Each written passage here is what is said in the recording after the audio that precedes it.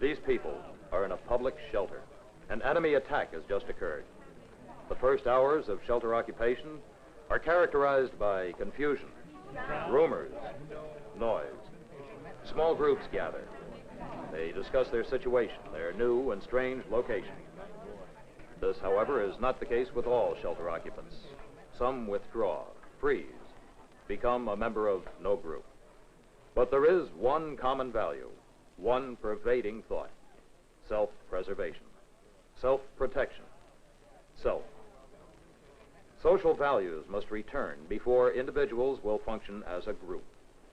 Luckily, the needs to achieve this are few: organization, leadership, recreation, training, empathy with fellow shelter occupants. But these needs are led by the need for information. The quality of the shelter's information program will have a great effect on the success of the survival effort. Your attention, please. Your attention, please. All right, quiet down, please. Come on, hold it down. Let's listen to this. This is Governor Haynes. This is an official announcement.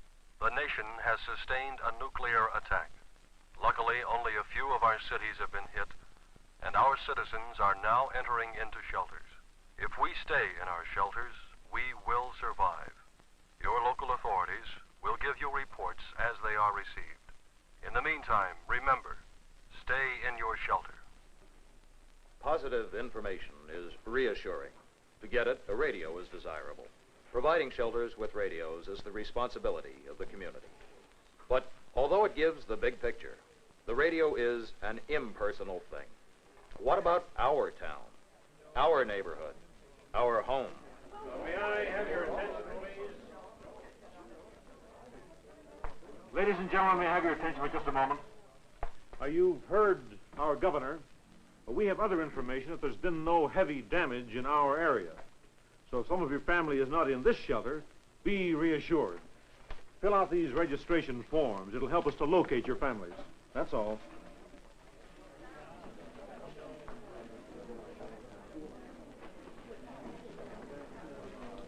Evidence of informed leadership helps to establish control of the shelter quickly and to hold it. A major source of information for management is the control center. The control center provides the manager with operations information not given over the radio. Some of this operations information may also be used as general information to further inform the shelter occupants at the discretion of the manager. Because information is so important, the shelter's procedure for handling it should be organized in an information program and made a part of the shelter operations plan. It should contain instructions to help others conduct the information program even if the manager and his staff don't make it to their shelter. The information program requires capable personnel to form an information team. Its leader could be a newsman or public relations expert, an educator or the like. The number and qualifications of his assistants will vary with the size and layout of the shelter. All should be chosen for their understanding of people. Once he feels safe in a well-managed shelter, a shelter occupant's concern for self quickly gives way to concern about his immediate family. The information team should be prepared to cope with this demanding need. Your attention, please. We're in contact with Control Center downtown. They report that all shelters in Fairview have been occupied according to plan. All children have gone safely into their school shelters. They urge that we stay in our shelter. Reassuring news about family can help draw distraught individuals out of themselves. Supplying information helps them start back to a normal condition of social awareness and responsibility. They will form spontaneous groups to talk out the situation, relieving pressure. But these groups lack purpose and organization. They must be given more information to help management build a close-knit shelter society for survival. As soon as possible, post a public announcement schedule. List the times that you intend to announce news from both outside and inside the shelter. This is similar to regular newscasts. It will give shelter occupants regular high points to look forward to. Urgent announcements, of course, should be made immediately. Just as in normal times, issuing the news is a critical responsibility of trust. The timely release of news and the preparation of the occupants to accept bad news when necessary are the responsibility of the shelter manager and his staff. Your attention, please. Your attention, please. As we expected, fallout is moving over the city. Radiation levels have not been determined as yet. Another information problem concerns the issuance of bad news. The public has as much right to know the unpleasant as the cheerful. Knowing just how to deliver it and how to cope with possible reaction is the essence of a good information program. If the manager believes that the effect on morale is serious, he must be prepared to offset this with positive instructions and information. The manner in which information is given is extremely important. Calmly rather than excitedly. Authoritative rather than confused. Giving both good news and bad.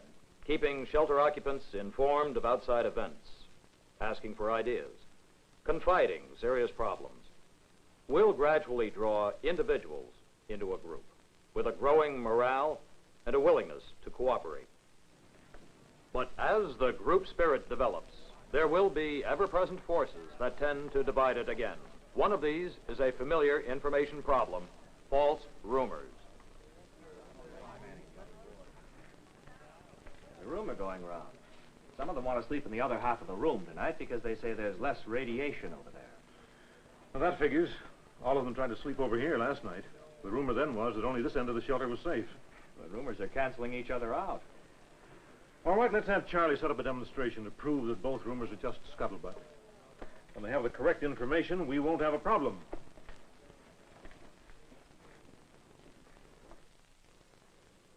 After some time, there will be opportunities to use the program and communications facilities to help improve morale. There may be time to transmit information that will have a personal meaning to shelter occupants, perhaps to confirm the good health of family members who are in other shelters. Important morale-boosting information of this sort should be compiled and transmitted during the slack hours to avoid confusing or delaying important official operations and general messages. Another information technique that helps increase the group spirit is to share personal news with the whole shelter. There will be many opportunities. Well, that about wraps it up for now. If there's anyone who has anything that he'd like...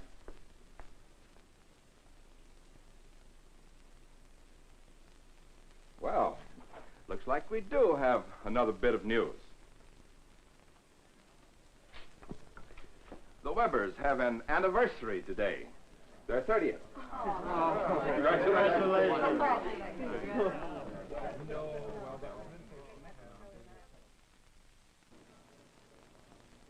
When the routine of existence has at last been established in the shelter and news becomes repetitious, life may become boring.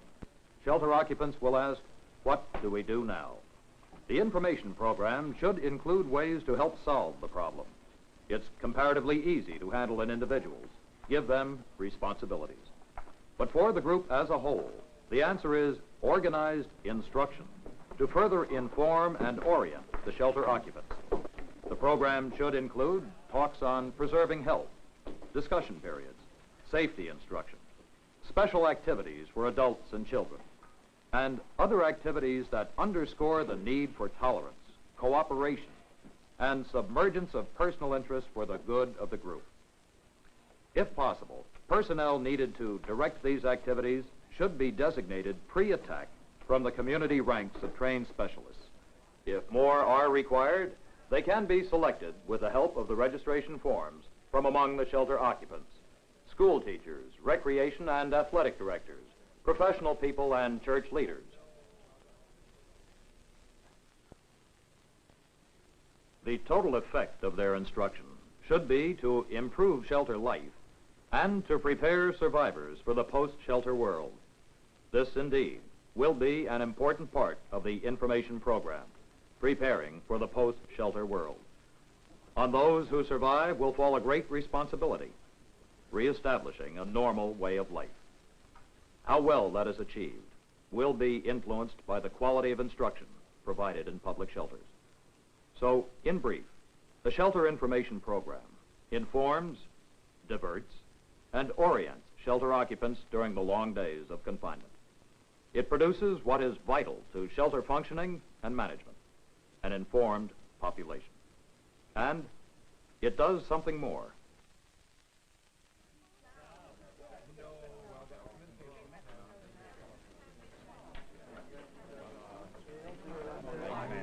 Thank you, Doctor. And now, finally, to the matter that we've all been thinking about. Just when can we all leave the shelter? It has been several days. Radiation fallout has decayed, but there still is some radiation present. So as you know, the staff does not believe that anyone should go out. But some of you do.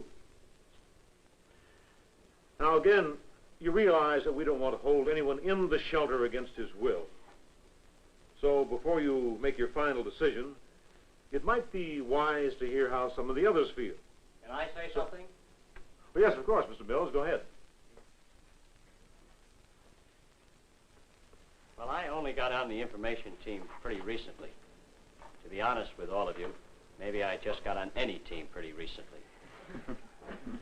What I mean is, when I got here right after, I was kind of shook. I guess we all were. I didn't know what was happening. I felt closed in. I know none of us did at first, but it really got to me. Sure helped finding out about the kids, though. I got a couple myself, and that things were being taken care of. Look, what I really want to say is I want to go along with whatever these people, the manager and the staff, say. We can make a big mistake by going out Here is the something extra that a good information program gives. It helps replace self-concern and disorientation with concern for others, interest in the group, responsibility. More than individuals will survive in the fallout shelter. With a good program, society will survive too.